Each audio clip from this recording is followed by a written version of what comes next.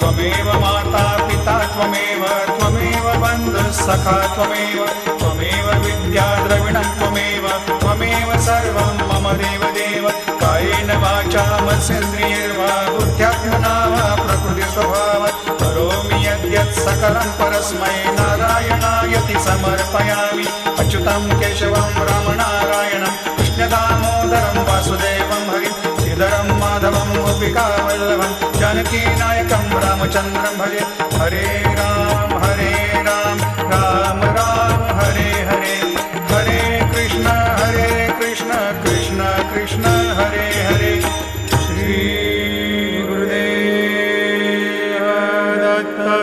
हरि ओम यज्ञेन यज्ञमयजन्त देवास्तानि धर्माणि प्रथमान्यासन्न तेहनाकं महिमान सजन्त यत्र पूर्वे